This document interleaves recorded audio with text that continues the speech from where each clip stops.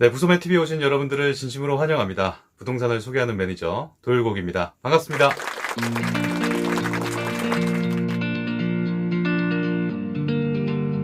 네, 부동산 투자에 관심이 있으신 분들이라면 한 번쯤은 들어보셨을 법한 오늘은 지식산업센터가 과연 무엇인지에 대해서 알아보도록 하겠습니다. 보통 줄여서 지산이라고 많이 부르는데요. 이번 컨텐츠에서는 제가 지식산업센터라는 풀네임으로 정확한 명칭으로 말씀을 드리도록 하겠습니다.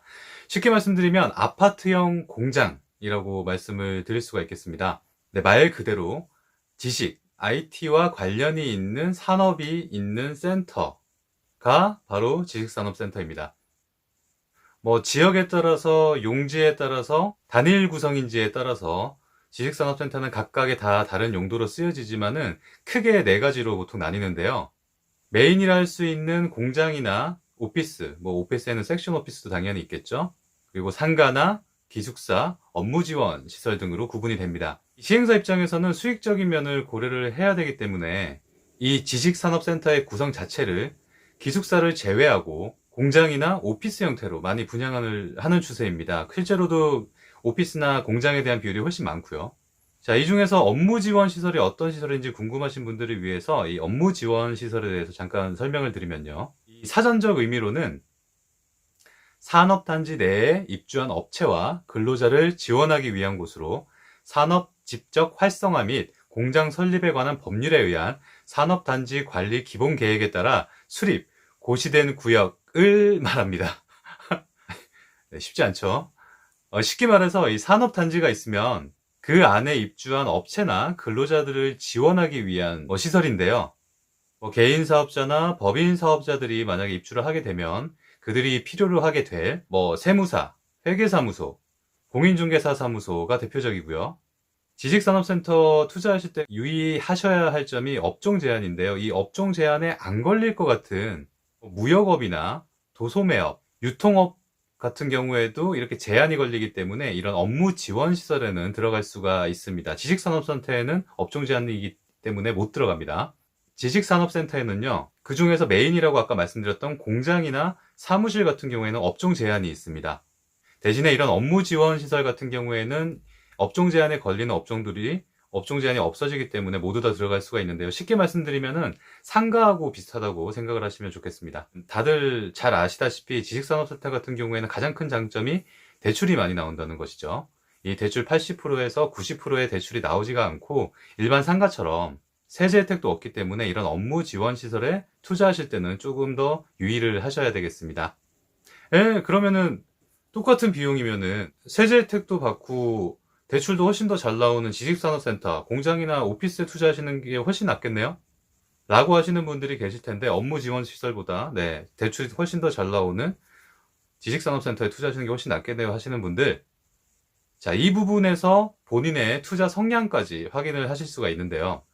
최근에 굉장히 핫한 지식산업센터 단지가 광명에 많죠. 한 달 만에 완판이 되기도 하고 했었는데, 이 광명 T타워 같은 경우에는 공장이나 오피스가 700여 호실, 업무 지원 시설은 20여 호실 내외가 있었습니다. 700대 20이죠. 보통 이런 수익형 부동산에서 가장 걱정하시는 것이 공실 리스크인데요.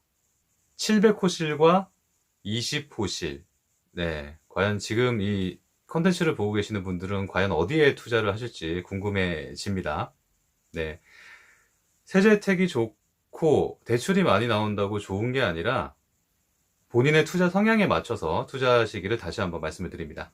투자 시에는 여러 가지 고민하시고 또 걱정도 많이 하시고 또 공부도 많이 하시게 되는데요. 이 투자하실 수 있는 자금과 대출 한도, 그리고 본인의 투자 성향과 입지 조건 등을 복합적으로 고려하시는 게 좋습니다. 그리고 계속해서 강조해 드리지만은 혼자 고민하지 마시고 주변의 전문가분들이나 부동산 대표님들, 주위의 부동산에 있는 소장님들께 조언을 구하시고 나서 투자하시기를 다시 한번 추천을 드립니다. 부동산의 1번은 입지죠. 너무나 잘 아실 건데요. 지식산업센터 투자에서 가장 중요하게 생각을 해야 되는 것은 바로 공실 리스크입니다. 그렇기에 앞으로 만약에 투자하실 만한 물건, 투자하실 만한 지식산업센터 주위에 주변 지구의 개발 방향이라던가 직주 근접인지, 입지가 좋은지, 또 지식산업센터, 그러니까 아파트형 공장에서 가장 중요한 교통 환경이 좋은지, 이런 것들을 종합적으로 알아보시고 투자를 결정하셨으면 좋겠습니다. 실제로 강남에도 네, 지식산업센터가 있었습니다. 강남의 한 지식산업센터의 경우에는 평당 2,200만 원대라는 높은 분양가에도 불구하고 한 달 만에 완판이 됐었고요. 같은 건물 로얄층은 평당 2,500이라는 네, 거의 웬만한 경기도 쪽의 아파트 주택값이라 비슷하죠. 2,500만 원이라 높은 평당가에도 불구하고 이틀 만에 다 나갔다고 하는데요. 이 분양을 시작한 한 달 만에 완판이 되었던 지식산업센터 바로 뒤에 있는 지식산업센터가 3년 전에 분양한 가격이 800만 원대였습니다. 평당이요. 시세는 보통 이렇게 키 맞추기를 하기 때문에 이 3년 사이에 3배가 올랐다는 것은 이 수익형 부동산인데도 불구하고 시세 차익까지 얻었다는 것인데, 그만큼 지식산업센터라는 투자 상품이 매력적인 투자처다라고 할 수가 있겠습니다. 하지만요, 이 부동산을 움직이는 것은 결국 수요와 공급의 법칙에 의해서입니다. 찾는 사람이 많아지면 당연히 가격은 올라가는 것이고요. 반대로 공급이 많아, 너무 많이 물량이 쏟아져 나온다면 공실이 당연히 생기겠고 매매가 자체도 당연히 내려가는 것이겠죠. 제가 전에 유튜브에서 언급해 드렸지만은 2010년도 때 중반에 이 지식산업센터로 돈을 번 실제 입주 기업들이나 아니면 투자자분들이 굉장히 많이 늘어났습니다. 뭐 아주 매력적인 세제 혜택, 그리고 대출까지 잘 나오고요. 투자 붐이 일고 실제로 지금까지도 계속 되고 있는데요. 이 실제 서울 지역 내에서만 해도 지식산업센터, 지금 분양하고 있는 지산 같은 경우에, 그리고 앞으로 분양할 지식산업센터 같은 경우에 10개가 넘습니다.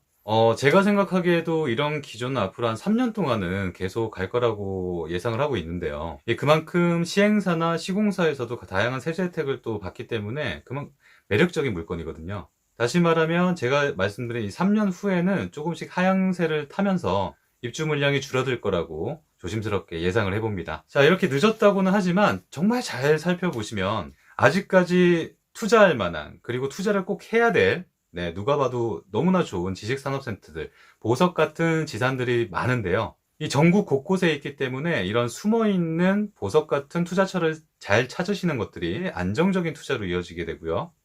안정적인 투자는 투자 후에 스트레스를 많이 안 받으시겠죠. 저 같은 경우에도 얼마 전에 아는 형님의 지인분께서 향동의 어느 지식산업센터를 이제 분양받으신다 해가지고 저한테 문의를 주셨어요. 그래서 1시간 넘게 통화를 하고 저 또한 이제 자료를 보내드리고 뉴스를 보내드리고 이렇게 했었는데 잘못된 정보를 굉장히 많이 알고 계시더라고요.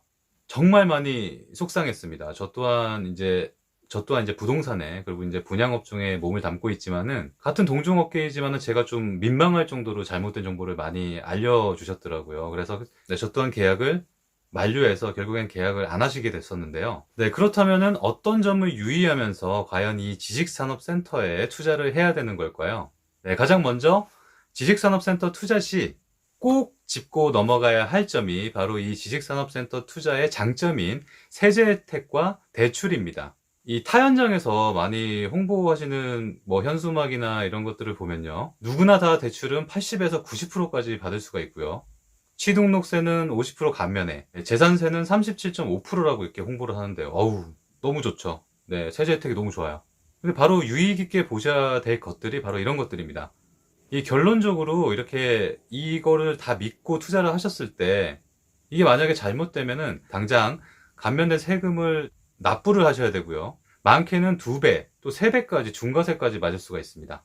그 이유는요, 앞서 말씀드렸던 대출 90%의 취득세, 재산세 감면은 입주 시점에 5년 이상 된 법인이 임대 없이 분양받은 전체 호실을 입주했을 때만, 다시요, 입주 시점에 5년 이상 된 법인이 임대 없이 분양받은 전체 호실에 입주했을 때만 받을 수 있는 세제 혜택입니다.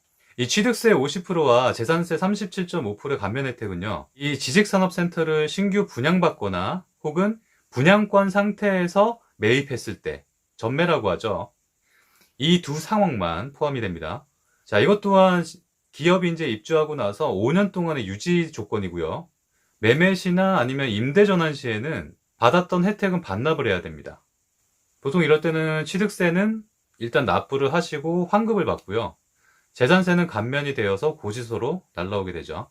자, 분양 물건이나 아니면은 입주 전에 매매를 하셨을 때는 이제 이렇게 되고요. 만약에 입주를 하시고 나서 등기가 완료된 후에는 취득세 4.6%는 똑같이 내셔야 되는 거죠. 매매 시에도 마찬가지고요. 만약에 예를 들어서 지식산업센터를 분양을 받으셨어요. 10억 분양가를 받으셨는데 취득세가 4.6%입니다. 10억에 4.6%, 4,600만 원이 되겠죠. 결코 작은 돈 아닙니다. 뭐 지식산업센터 투자하셔놓고 프리미엄 1,000만 원, 2,000만 원 붙었다고 좋아하실 것이 아니라 5년 보유 유지 조건이 있기 때문에 이 중간에 변수까지 생각하셔서 판단하시고 투자하시는 게 현명한 방법입니다. 몇백만 원 차이도 굉장히 투자할 때는 이제 민감하기 때문에요. 조금이라도 아낄 수 있는 방법을 택하셔야 되겠죠. 결국 실입주하는 법인이 아니고는 이 개인 투자자들, 특히나 이제 임대를 목적으로 투자하시는 분들이 굉장히 많으신데요. 이 개인 투자자들에게 지식산업센터와 기업유지 세제 혜택은요, 생각하시면 안 됩니다. 이 개인 투자자분들은 유념하셔야 될 게 똑같이 취득세 4.6%를 내셔야 되고요.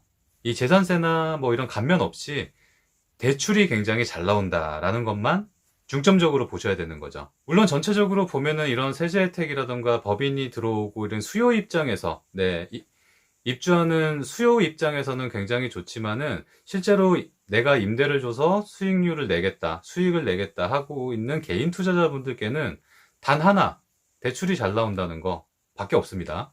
또 어떤 현장에서는 법인세 및 소득세 100% 감면이라고 대문짝만하게 써놨던데, 자, 요 사진을 보시면요. 수도권은 크게 과밀 억제 권역, 그리고 성장관리 권역, 제가 지금 몸담고 있는 동탄 같은 곳이죠. 그리고 자연 보전 권역으로 나뉘게 됩니다. 이 통상적으로 서울 권역, 서울 지역이라고 생각하시는 곳이 과밀 억제 권역인데요. 이 대부분의 지역은 도시 전체가 이 권역에 포함이 되지만 인천이나 시흥, 남양주 같은 곳들은 같은 도시임에도 불구하고 포함이 된 곳도 있고 안 된 곳도 있으니 주의 깊게 보셔야 되겠습니다. 바로 이 수도권, 과밀 억제 권역을 제외한 곳에서 창업하거나 과밀 억제 권역에서 창업을 하시고 나서 밖으로 이전하는 법인에 대해서만 이 지금 말씀드린 세제 혜택이 이루어지게 됩니다. 이 과밀 억제 권역 제외 지역에서 창업하시면 5년간 법인세나 소득세를 최대 100% 감면받으실 수가 있고요. 완전 틀린 말은 아닙니다. 2년간 과밀 억제 권역에서 운영을 하시다가 이전하는 사업체가 운영하고 있던 공장 전체를 이전할 경우에만 법인세 그리고 소득세 최대 100% 감면이 가능합니다. 틀린 말은 아니지만은 조건을 채워야 된다는 얘기겠죠. 제가 지금 몸담고 있는 현장이 있는 동탄 화성시죠. 이 지식산업센터가 굉장히 많이 있고 동탄 테크노밸리라는 곳에요. 앞으로도 계속 많이 생기는 이유가 이 동탄 화성시가 성장관리 권역이기 때문입니다. 다음은 대출입니다. 대출에 관련해서는 워낙 전문가들이 많으시기 때문에 저는 조금만 다루고 넘어가도록 하겠습니다. 자세하게 말씀을 드리진 않겠지만은 지식산업센터 같은 경우에 대출이 굉장히 잘 나오는 편입니다. 일반 다른 투자 상품에 비해서요. 당연히 신용불량자분들은 안 되고요. 때에 따라 9등급, 신용등급 9등급까지도 대출을 나오는 걸 보면 그렇게 대출이 빡빡하지는 않습니다. 아파트나 이제 주택구입시처럼요. 금액도 1억에서 한 10억 정도 대출이 발생이 되기 때문에 은행에서도 상환 능력을 고려할 수밖에 없는데요. 실제로 제 고객분들 중에 이 지식산업센터를 법인 명의로 분양을 받으신 대표분이 계세요. 당연히 이제 법인의 대표분이시기 때문에 신용등급은 너무너무 좋으신데 기존에 다른 부동산 투자 상품에 이제 투자를 많이 해놓으셔갖고 잡혀있는 대출이 워낙 많은 거예요. 그래서 결국에는 중도금 대출 승인이 거절되면서 계약을 못 하시게 되었습니다. 물론 그 대표님이 보시고 저한테 문의를 해주셨던 그런 지식산업센터 같은 경우에는 제가 봐도 투자 가치가 있고 향후에 미래 가치가 있기 때문에 시세 차익까지 분명히 얻을 수가 있다 라는 판단이 들어서 제 현장은 아니지만 저도 적극적으로 추천을 해드렸었습니다. 그래서 객관적으로 브리핑을 해드리고 결국에는 이 대표님의 명의가 아닌 가족 명의로 다 이렇게 명의를 나누셔가지고 전매하신 후에 다시 대출을 받아서 결국에는 계약을 하셨는데요. 이 대표님 같은 경우에는 경제적으로 굉장히 여유가 있으시고 그래서 다행이었지만은 혹시라도 자금력이 부족하시다면 이 중도금 대출과 관련해서 좋지 않은 상황이 벌어졌을 때 이 중도금 대출에 대한 이자와 손실 비용을 시행사에 매달 지급하셔야 되는 그런 안 좋은 상황까지도 갈 수 있으니까 유의를 하셔야 되겠습니다. 이 확인하셔야 될 대출 금리 관련해서도 추후 자금 계획에 탈이 없게 하셔야 될 텐데요. 이 타 현장에 제가 손님인 척 방문을 해보니까 2% 대출 금리, 어떤 현장은 저금리 시대라고 1%대까지 내리더라고요.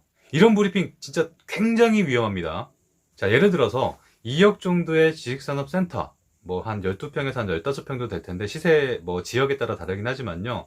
이런 지식산업센터를 5칸을 분양을 받아서 총 분양가가 10억이 됐다고 가정을 한번 해볼게요. 자, 잔금 대출은 최대 90%까지 한번 받아보도록 하겠습니다. 자, 그러면은 계약금으로 이제 10%, 1억 정도만 들어가게 되고, 나머지 잔금 대출은 90%가 받았기 때문에 더 들어갈 돈은 당연히 없습니다. 자, 이 9억에 대한 대출이자 연 1%씩만 해도 연이자 1% 차이는 900만 원 이상입니다.